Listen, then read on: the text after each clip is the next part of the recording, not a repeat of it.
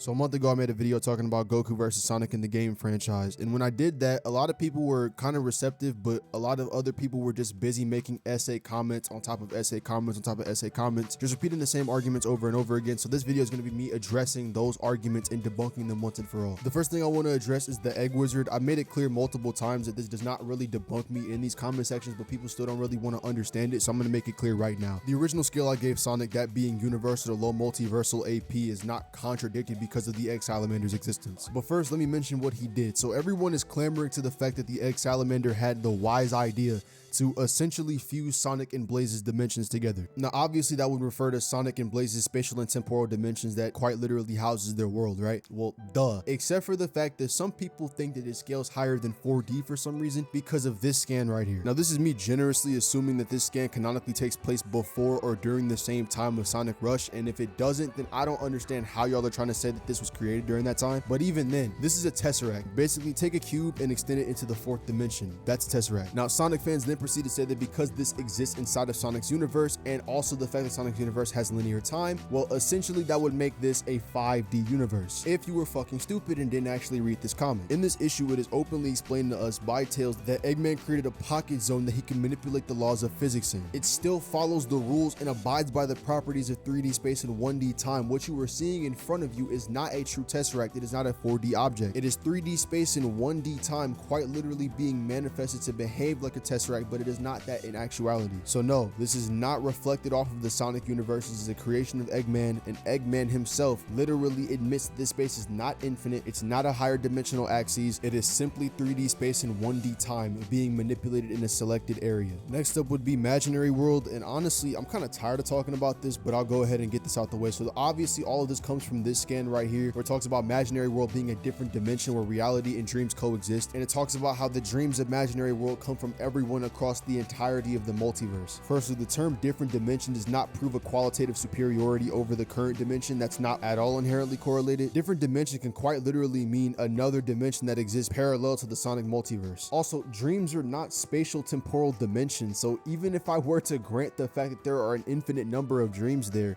that doesn't matter. They don't occupy any spatial coordinates, and they aren't really processed through a temporal axis either. Even when you appear in Imaginary World, you're not even physically there. There's two versions of you that exist, one in the real world and then one that's actually there. So yeah, no, this is definitely not some 5D construct or anything of the sort. Also, it's verbatim called a 4D space, but whatever. Now, at that point, I think I've successfully rounded off all of the extra dimensional, higher dimensional scaling of the Sonic universe, and all of that ties back into the Egg Wizard, because the Egg Wizard is stated to be able to fuse the world of Sonic and Blaze together. That would make him low multi by definition. So again, still low multi, and even more on that, Sonic had to require the help of Blaze to even beat the Egg Wizard in the first place. So yeah, low multi. Barely. Next up, we got Solaris. So I'm gonna make this really quick because a lot of people still don't understand this very key factor in the final battle between Sonic Silver Shadow and Solaris.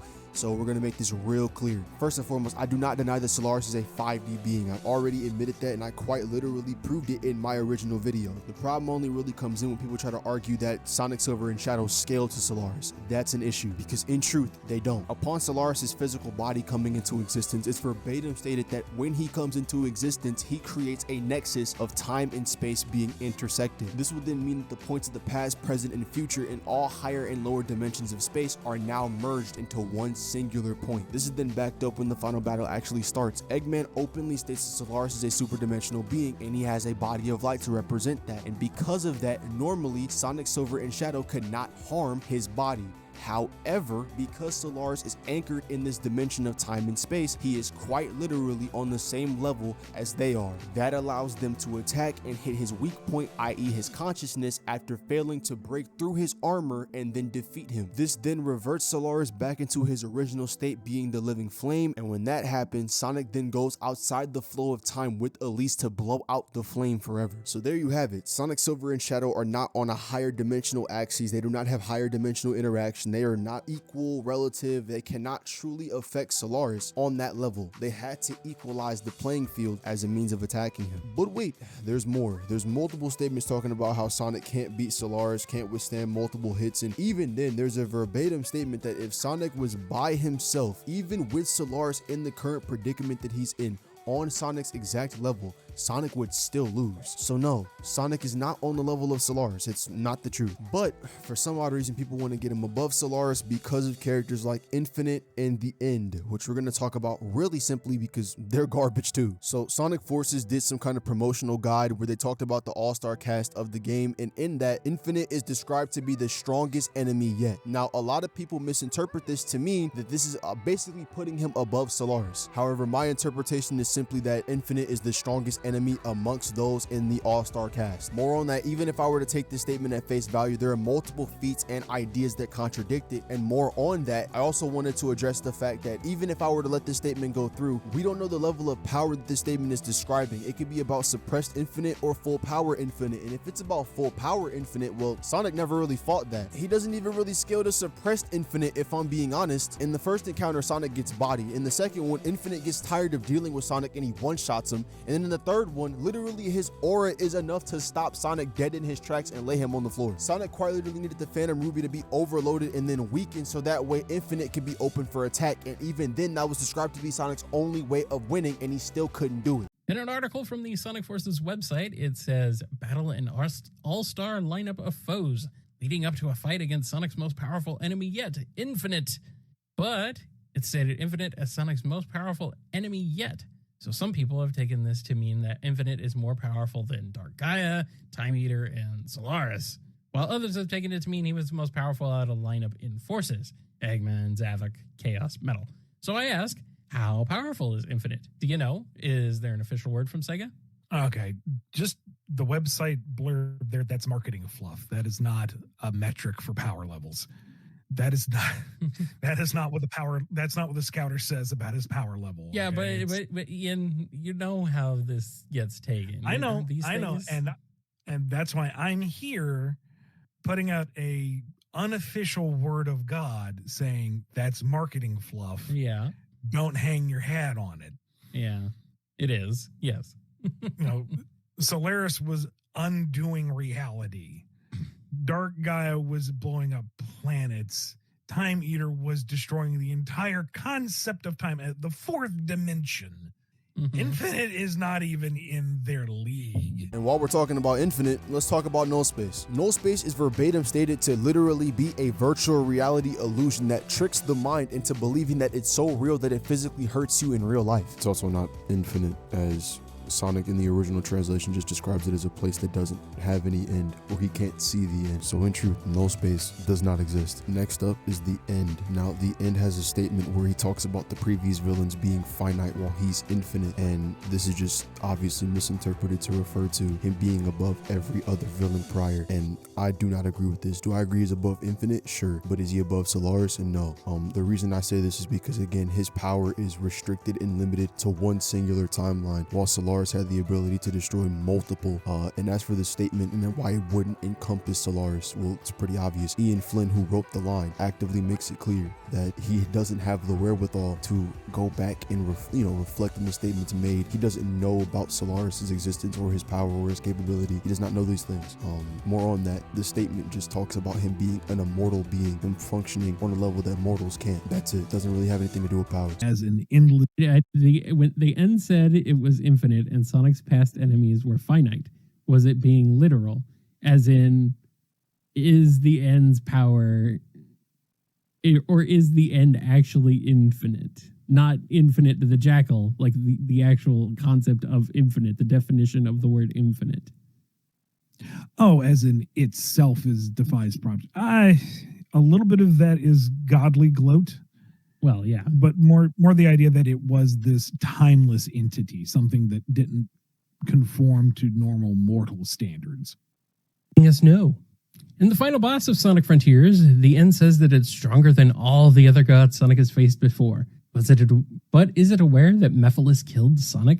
And did it know how powerful Solaris was? I know the events of 06 were erased from the timeline, but in the Japanese version of Team Sonic Racing, Sonic remembers 06, and it seems like a being that powerful would know of these events. What do you think?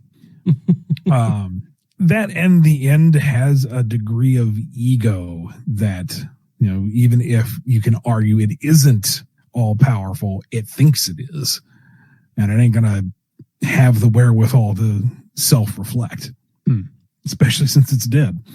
So here's some more scaling in case y'all genuinely think that Infinite and the End are above Solaris. So I'm going to make this real clear real quick. First and foremost, the End is verbatim stated to be equal to Dark Gaia. Now, I'm under the belief that this Dark Gaia is not the same strength as the one that we see in Sonic Unleashed. The reason being for this is the generation's timeline split. Now, it's heavily debated when the modern era of Sonic kicked in. Some people think that it's Sonic 4, some people think that it's Sonic Adventure. So for convenience of this video, I'm going to go with Sonic Adventure, and I'm going to make sure that everyone understands this really quickly. Basically, what I'm saying is everyone who was a part of the timeline split got weaker. That means Sonic himself, his friends, the villains, they all got weaker. This would include Dark Gaia. I mentioned this because Dark Gaia is then verbatim stated to be equal to the End. So I'm going to tie this up really simply. The End is stated equal to a weaker Dark Gaia than what appears in Sonic Unleashed. And the Dark Gaia that we see in Sonic Unleashed is literally weaker than Solaris by every metric. Solaris's power is super dimensional and exists across all of time and space. I say that to mention that Dark Gaia's power is literally limited to a planet, a singular planet, and Sonic couldn't even beat Dark Gaia on his own. He quite literally needed to have Light Gaia by his side, a super amp, and more on that, a weak spot. I also want to tackle the claim that Sonic gets stronger throughout every single game. This is true, but you're never going to be able to quantify or give a true metric as to how he's above Solaris by any stretch of the imagination. He also brags to Infinite about him growing every second, but there's a giant might in that statement, so I'm not going to take that seriously either. And also, even if he was growing every second, the metric behind that is still not clear. We don't know like by what measure he's getting stronger, so it's hard to really put a quantifier on it. So in case you still don't get the scaling chain, Solaris is undoubtedly the strongest character in the Sonic universe, the Sonic multiverse, the Sonic cosmology in general. This is then followed up by the End. The End is stated equal to Dark Gaia. Dark Gaia is literally then stronger than Infinite based off this, with Sonic falling somewhere around Infinite's level. All right, here's a question from Might of Gabura. When the End said he devoured/destroyed worlds, was that referring to universes, planets, or both? Also, is the End the strongest enemy in the Sonic franchise as a whole so far? Your opinion as a casual and as a lore manager, what's your take on that? The intention was planets, and I think we've discussed this before. When you get down to Solaris is probably the most powerful, but the End's pretty high ranked up there. Second place, at least. So this next thing comes from the Bumblecast, which I love this show, but sometimes they gotta have like a comment filtration system because like there's just obvious power scaling like nerd gooner bait in there, and it's just obvious that like they have to really just weed these questions out, because the Mida Gebera is the one that asked this question, and if you know who that is and his saga on my channel, I don't have to explain too much else. Anyway, he goes on there and he proceeds to ask Ian and Kyle whether or not Solaris had the ability to wipe out the concepts of time and space, to which Ian and Kyle respond with yes. Well, there's a giant asterisk on it. Let me explain. Did you hear the contradiction? If you didn't, well, it's okay. I'm gonna play the clip again. I'm gonna literally highlight the contradiction for you so that way it is impossible for you to miss. Get it now? All right then, if you get it, good. If you don't, I'll explain. The contradiction comes in when Ian and Kyle direct us back to Sonic 06 directly for backup for this statement. And in that game, it's directly stated that Solaris is attacking the dimensions of time and space, not them conceptually. Also, keep in mind, this is not the Mida Gebera's first time asking this question, and it's not their first time answering it from him directly. Being an eternal god of time and seeing what he's done and was going to do according to the game and Prima Guide, could Solaris destroy the concept of space-time? Yes. I thought that's what he did. Or am I not remembering that? That's what I remember. Okay. That was the threat, that he was going to destroy all space-time. I've not actually played 06. That's okay. So, but I've seen enough of it. I take that back. I have played it because, you know, they put it up digitally for $5 recently. I'm like, you know what?